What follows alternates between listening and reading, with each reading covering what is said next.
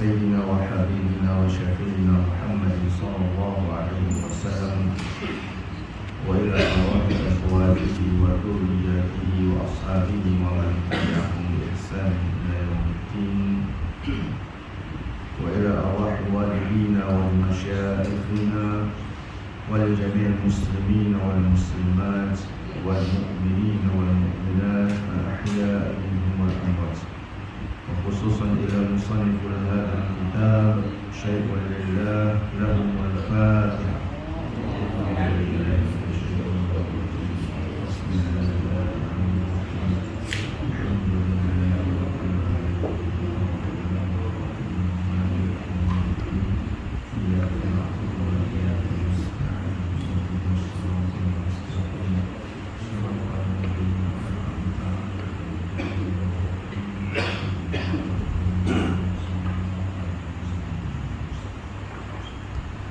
Assalamualaikum warahmatullahi wabarakatuh.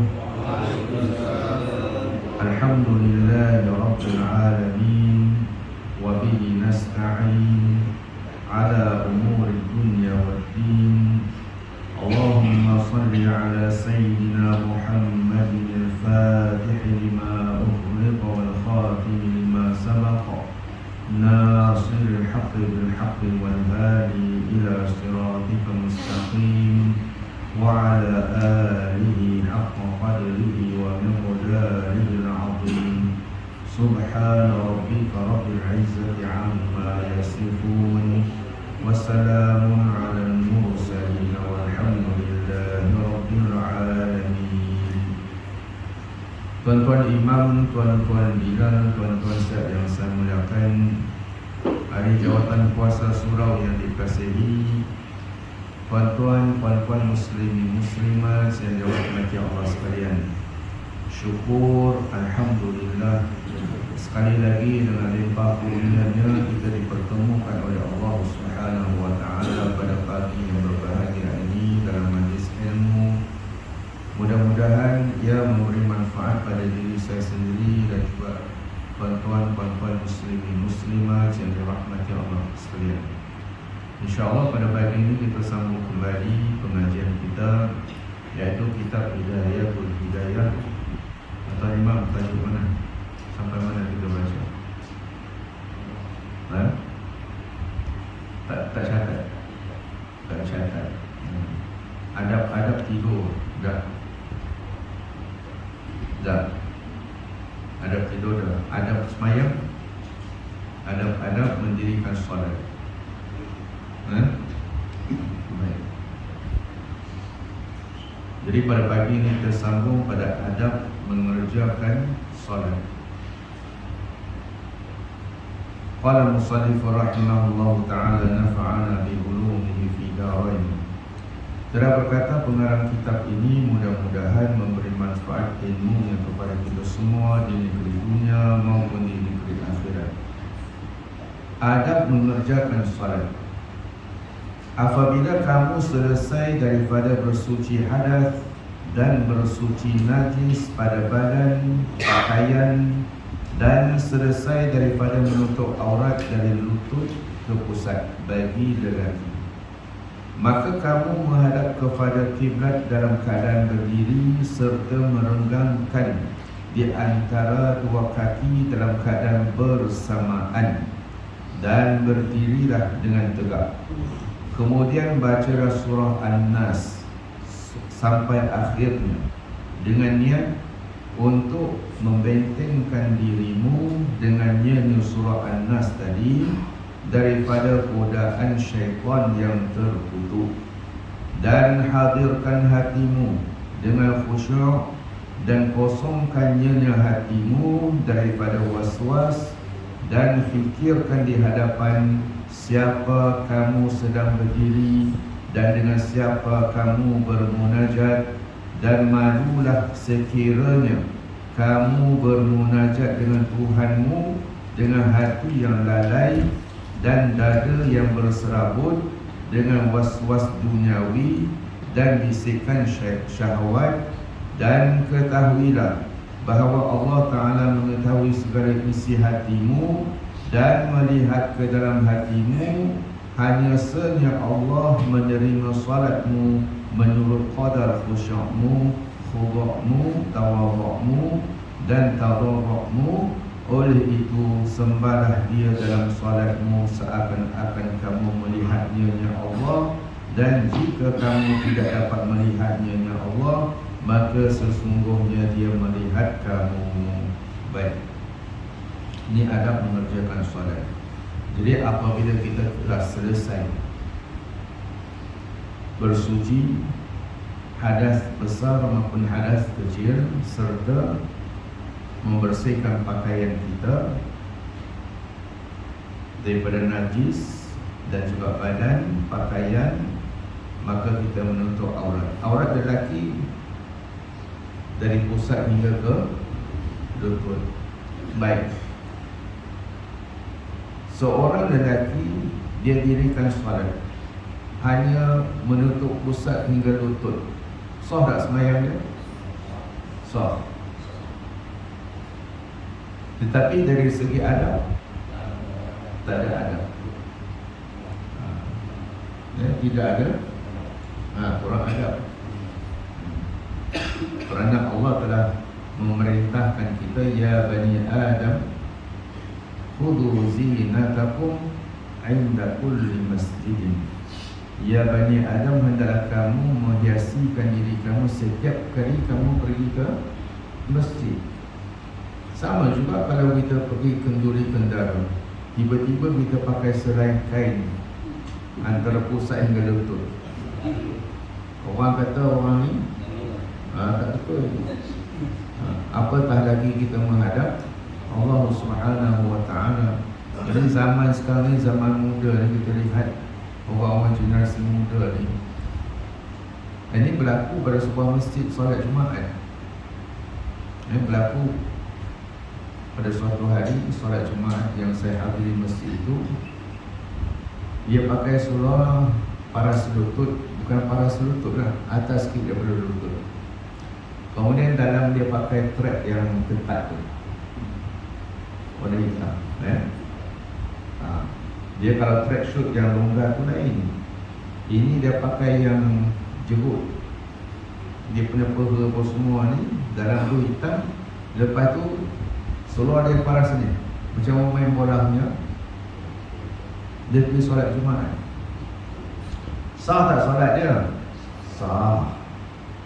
Tapi adab dengan Tuhan. Jadi padang bola ke masjid, jangan terlampau menunjukkan kita ni kemodenan yang bercanggah dengan uruf setempat. Apa dia uruf setempat? Adat, amalan masyarakat setempat tak pernah berbuat demikian. Lalu kita pun nak menunjukkan bahawasanya, oi, aku ni belajar. Cara begini pakaian tu sah sembahyang juga, tetapi tidak beradab. Maka kamu menghadap kepada kiblat dalam keadaan berdiri, serta merenggangkan di antara dua kaki dalam keadaan bersamaan. Selesai kita bersuci daripada hadas besar, hadas kecil, badan kita sudah bersih daripada najis, pakaian kita sudah bersih daripada najis, maka kita berdiri menghadap kiblat, berdiri tegak dengan serta kaki renggang sikit. Jadi kebanyakan orang, dia setengahnya renggang dia, kaki dia renggang ni, sekadar begini saja. Ya, nampak? Kemarin sekadar begini saja, buka sikit saja. Jangan sampai macam ni. Nabi larang kita renggangkan kaki sehingga kambing boleh lalu. Atau setengah orang tu kata, imam suruh rapatkan saf, tumit lagi tumit. Kawan sebelah dia diri macam ni, dia semua sentuh tumit orang sebelah tu, dia pun kangkang lagi. Lepas tu kawan dia tarik pula, dia kangkang lagi. Jadi akhirnya jadi macam itu silap fahaman. Yang disuruh kita rapat saf ni apa? Bahu bertemu bahu. Tumit lurus. Faham? Tumit lurus. Bagi dia sama. Ini dah dia kata bahu bertemu bahu, tumit belaga tumit. Oh, dia pun belaga tumit. Kawan sebelah tu mengajar lain. Kan? Kawan sebelah tu faham hanya luruskan saf. Ini dah kawan tu pun tarik sikit. Jadi lagi nak sentuh lagi. Itu jadi tangkang kaki dia. Kemudian hendaklah berdiri tegak. Ini kena ambil perhatian. Kadang-kadang kita masbuk. Kadang-kadang masbuk. Masuk. Allah. Dia tak ada diri tegak, tenangkan diri dulu. Dia masuk terus Allah. Belum berdiri tegak. Jadi sebelum kita nak angkat takbiratul ihram, pastikan kita diri tegak dan tenang terlebih dahulu. Barulah kita baca qul a'udzu birabbin nas. Ini dah ni masuk belum tu dia terus angkat takbir. Ya. Baik. Pagi sejuk kamera pula. Baik. Kemudian bacalah surah An-Nas. Qul a'udzu birabbin nas. Ada juga Rabbi a'udzu bika min hamazati syayatin wa a'udzu bika min ayahdurun. Dua-dua tu betul bacaan dia. Semua ada dalam Al-Quran. Supaya apa? Benteng, niat untuk membentengkan diri kita ni daripada gangguan syaitan. Ini sampai dia terus takbiratul ihram, dia tidak ada mohon perlindungan dan sebagainya. Akhirnya selepas takbiratul ihram, selepas ni jadi Ibrahim, lepas solat subuh ni nak kena apa? Roti sarang burung. Dia dah fikir, dia bayang.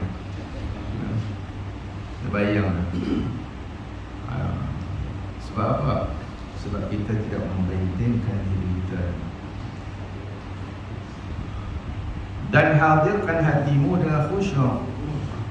Kerana solat yang diterima oleh Allah Subhanahu wa taala ialah solat yang menghadirkan hati kita. Kalau solat itu lalai, zahirnya solat, tetapi di sisi Allah Subhanahu wa taala tidak ada apa-apa ganjaran. Tidak ada apa-apa ganjaran. Kerana Allah hanya menerima solat orang yang khusyuk. Maka kata, nanti kita akan jumpa. Baik. Dan hendaklah kamu menyembah Allah seolah-olah kamu melihat Allah Subhanahu wa taala. Memang siapa pun tidak dapat melihat Allah. Cuma ada satu perasaan Allah sedang memerhatikan saya. Allah sedang memerhatikan saya. Jadi macam mana nak timbulkan perasaan macam itu, tuan-tuan dan puan-puan rahimahullah? Nak timbulkan perasaan yang Allah sedang melihat aku ni. Itu dikatakan makam apa? Makam apa? Makam ihsan. An ta'budallaha ka'annaka tarahu fa in lam takun tarahu fa innahu yaraka. Ini Jibril alaihi salam datang mengajarkan agama kepada para sahabat. Ketika Nabi bersama para sahabat ridwanullah alaihim duduk dalam majlis ilmu, datang seorang lelaki yang rupawan, kacak segar, jubah warna putih, tidak ada kesan perjalanan, jubah dia tak sangkut langsung pasir debu, tak ada, bersih. Tiba-tiba masuk menuju ke depan, duduk lutut daga lutut dengan Rasulullah SAW. Lalu ditanyakan, ma huwa Islam, ma huwa iman, ma huwa ihsan. Inilah dijawab oleh baginda Rasulullah SAW. Ihsan itu ialah kamu menyembah Allah Allah seolah-olah kamu melihatnya. Jika sekiranya kamu tidak dapat melihatnya, maka dia melihat kamu. Kalau semua umat Islam ni ada perasaan maqam ihsan ini, sudah pasti tidak ada gejala sosial. Sudah pasti seorang pemimpin dia tidak akan mengkhianati jawatannya. Sudah pasti tidak ada pejabat-pejabat awam yang merata rasuah. Sebab kita tidak mencapai maqam itu. Kita sembah Allah. Kita tahu Allah ni Sami', Allah ni Maha melihat. Hanya sekadar ilmu apa? Ilmu akal. Ilmu yakin tak sampai. Semua orang tahu Allah Maha melihat, Allah Maha mendengar, Allah Maha mengetahui bisikan hati kita.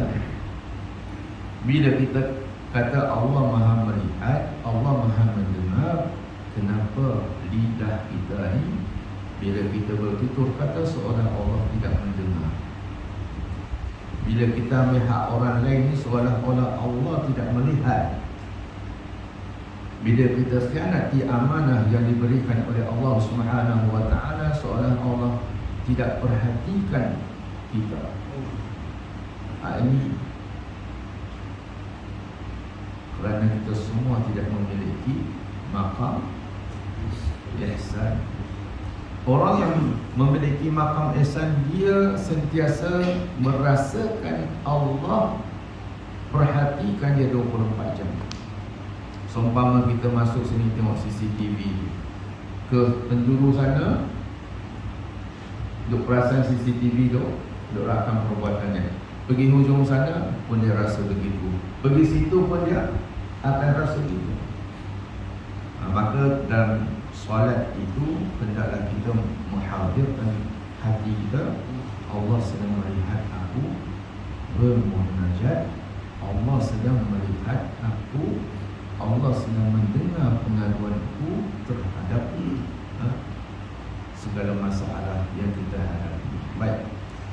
Qala musannif rahimahullahu ta'ala, apabila hatimu masih tidak mau hadir dan anggotamu masih tidak tenang kerana kekurangan ma'rifatmu terhadap kebesaran dan keagungan Allah Ta'ala, maka cubalah kamu bayangkan jika ada orang yang soleh daripada keluargamu yang sedang memerhati kepadamu untuk mengetahui bagaimana solatmu, maka ketika itu hatimu menjadi hadir dan segala anggotamu menjadi tenang.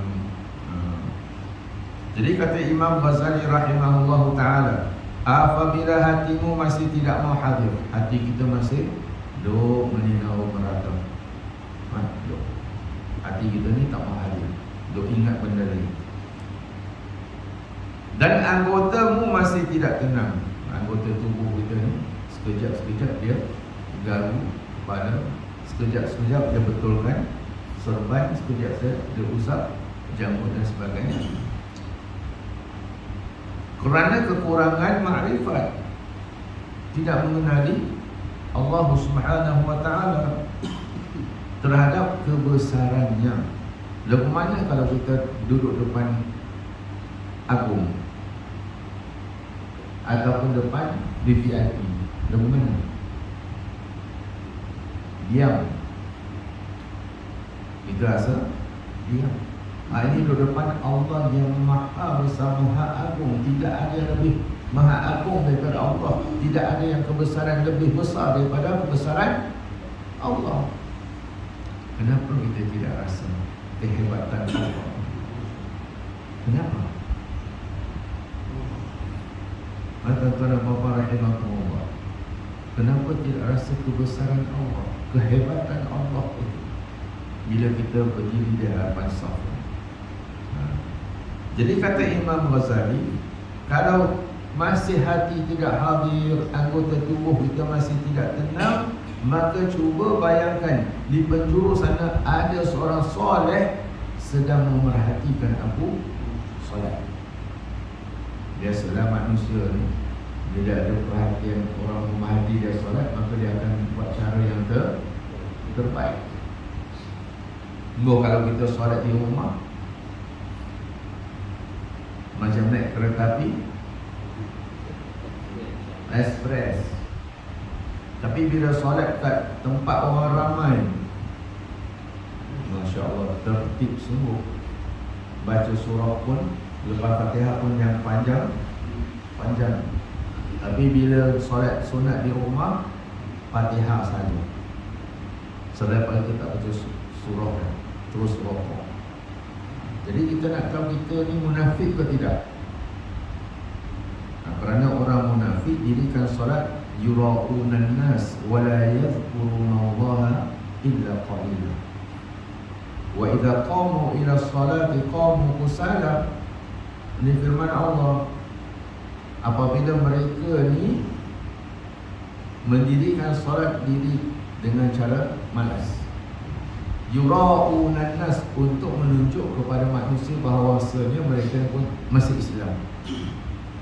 Wala yazkurunallaha illa qalila, sedangkan mereka tidak mengingati Allah hanya sedikit saja. Ini sifat orang munafik.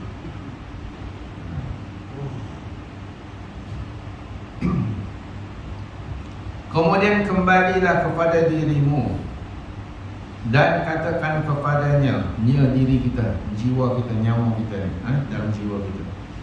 Wahai jiwa yang jahat, tidakkah kamu merasa malu kepada penciptamu dan Tuhanmu?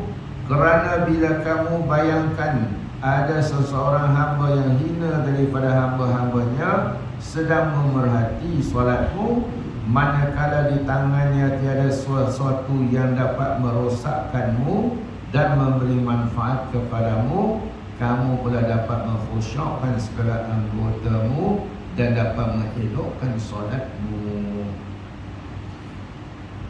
Jadi bila kita ni ada perbezaan, solat seorang diri dengan laju, dengan express.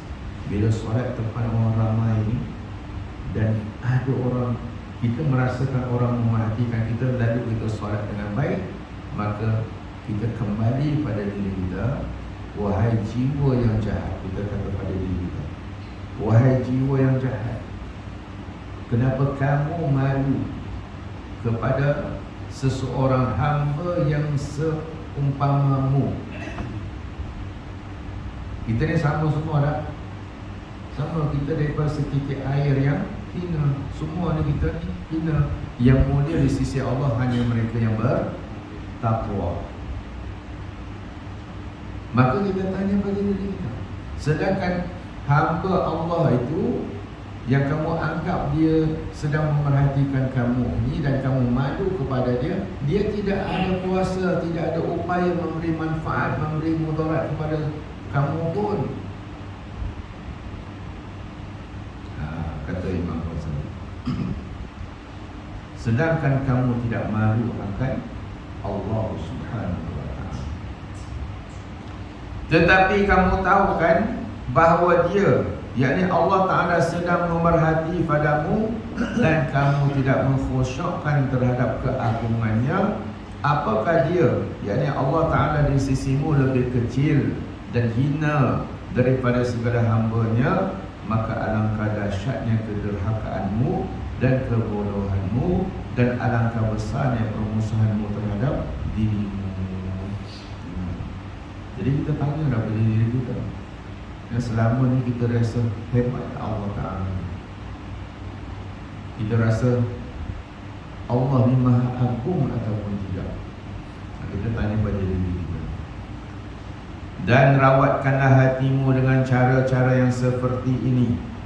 Jadi cara rawatkan hati kita untuk hadirkan hati diri kita dalam solat, rawat dengan cara ini. Selalu tanyakan hati diri kita, kamu tidak malu kepada Allah, tapi kamu ni malu kepada manusia. Sedangkan manusia ni tidak ada daya upaya pun untuk memberi manfaat kepada kamu ataupun memberi sesuatu mudarat kepada kamu. Selalu tanya diri kita.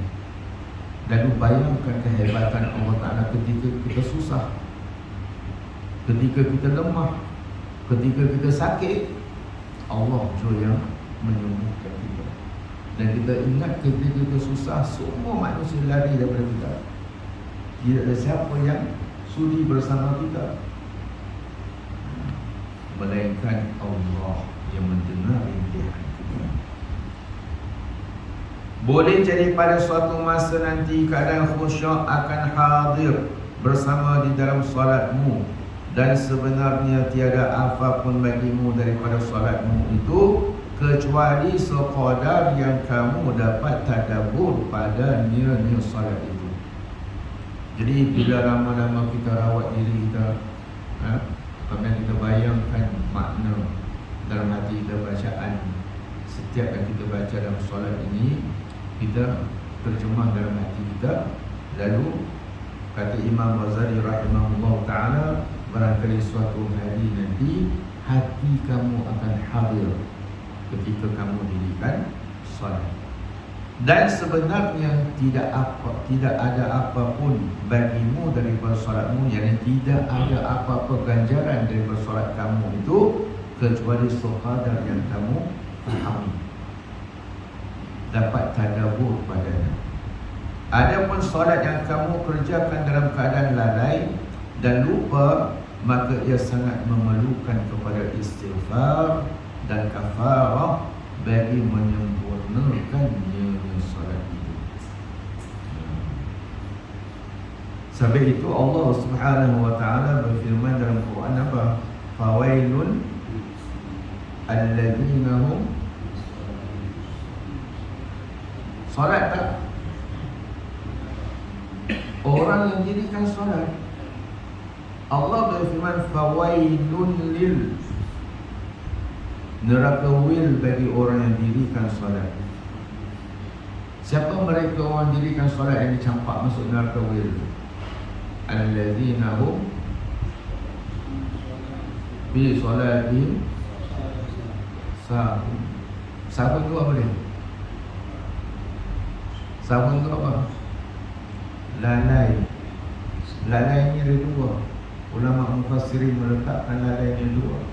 Satu yang suka takhirkan solat, dah masuk waktu asar baru dirikan solat zuhur. Assalamualaikum warahmatullahi, Assalamualaikum warahmatullahi. Bilal pun azan dah waktu asar, dia pun terus solat asar. Dia takhirkan solat sebab nak ambil wuduk sekali, dia mana ambil wuduk banyak kali. Dia tunggu akhir waktu baru dirikan solat. Ini termasuk golongan yang lalai. Bahkan setengah ulama menyatakan golongan yang lalai ini golongan yang selepas muazzin lakukan seruan azan baru sampai ke masjid ataupun surau.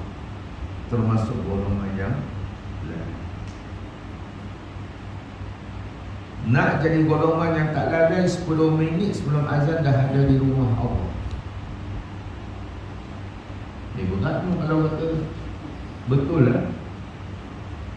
Termasuk golongan yang lalai, selepas muazzin lakukan surat azan kamu baru sampai ke masjid. Itu termasuk golongan yang lalai. Berarti kita tidak jaga waktu kita dengan Allah Subhanahu wa ta'ala. Macam itulah kita ada appointment dengan VVIP, kata pukul 10. Pukul 10 sampai ke? Biasa pukul apa sampai?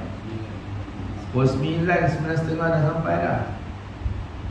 Itu dia beza kita memandang makhluk Allah ni, kehebatan kebesaran dia, dengan kita memandang kehebatan dan kebesaran Allah. Beza tak? Perasan tak? Kita perasan tak? Tak perasan. Kita membesarkan makhluk Allah yang tidak ada kuasa, tidak ada daya upaya. Sedangkan kita tahu la ilaha illallah, Allah yang maha berkuasa, makhluk tidak berkuasa. Tapi feeling itu tidak ada, rasa itu tidak ada dalam hati kita. Jadi sentiasalah rawat hati kita dengan persoalan-persoalan seumpama itu. Dan kalau solat kita ni lalai yang kedua ialah lalai dalam solat. Dia tak ingat apa-apa, dia baca hanya mulut. Umpamanya dia duduk antara dua tahiyat, antara dua sujud, bukan dua tahiyat, antara dua sujud. Rabbi firli warhamni wajburni warfa'ni warzuqni wahdini wa'afini wa'afani. Allahu Akbar, sujud pula. Dia tidak bermunajat. Rabbi firli warhamni wajburni warfa'ni dengan sungguh-sungguh bermunajat. Tak ada. Dia laju je, hati dia pun tak ada mohon pun. Ni tuan-tuan, hati kita tak mohon, tak serta dengan permohonan, sebutan mulut saja. Dan tidak ada rasa penuh pengharapan daripada hati kita bila kita baca Rabbighfirli warhamni warzuqni wajburni warfa'ni warzuqni. Tak ada. Hanya bacaan lisan saja. Maka kata Imam Ghazali, selepas solat hendaklah banyakkan istighfar. Sebab itu kita kata lepas solat jangan bangun terus, istighfar dulu. Bahkan baginda Rasulullah SAW khususnya waktu subuh, selepas solat tidak akan keluar daripada masjid melainkan setelah terbitnya matahari. Maka apabila hatimu telah hadir, janganlah lupa mengucapkan qamat walaupun kamu salat sendirian. Dan jika kamu menanti kehadiran jamaah, maka azankan terlebih dahulu, kemudian diikuti dengan qamat. Jadi kesimpulannya tuan-tuan dan puan-puan rahimahumullah pada hari ini, yang pertama, bila kita telah selesai bersuci daripada hadas besar maupun hadas kecil, lalu kita bersihkan badan-badan kita daripada najis, pakaian kita dibersihkan daripada najis, pastikan pakaian kita suci, bersih, tidak ada najis. Kemudian kita pun berdiri tegak. Jadi berdiri tegak ni, ingat kaki kita, jari jemari semua menghadap ke kiblat. Tegakkan kaki ke depan. Kan biasa kita diri macam mana? Macam itik, kaki itik tau, kaki itik. Ini kaki itik. Jari jemari kita menghadap ke kiblat. Jangan macam ni pula. Ini kepik jadi sajad. Macam ni, ya?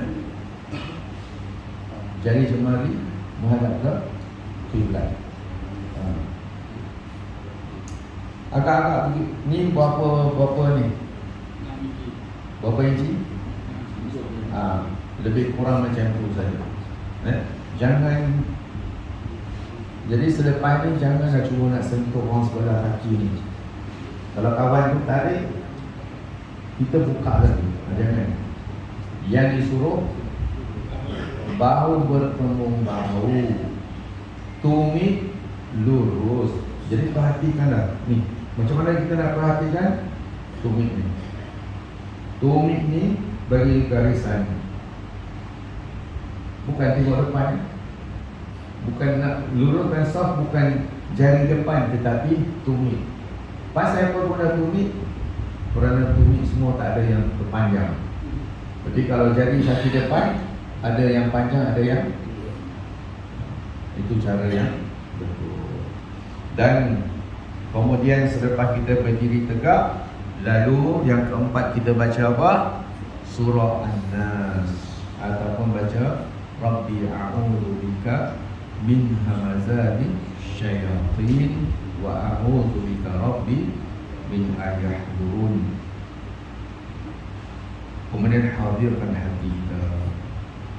Hadirkan hati kita, barulah kita niat solat apa, baru kita angkat takbiratul ihram. Dan akhir sekali kalau sekiranya hati kita ini tidak hadir, maka kita cuba bayangkan ada seorang alim sedang memerhatikan kita. Setelah itu kita tanya pada diri kita, kamu tidak malukah dengan Allah Subhanahu wa ta'ala?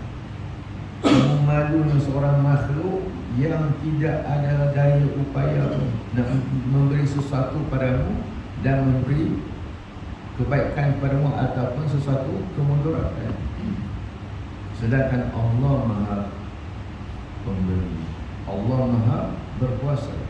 Jadi lama kelamaan insya-Allah hati kita akan hadir. Jadi sebelum kita akhiri pada subuh, ada apa soalan?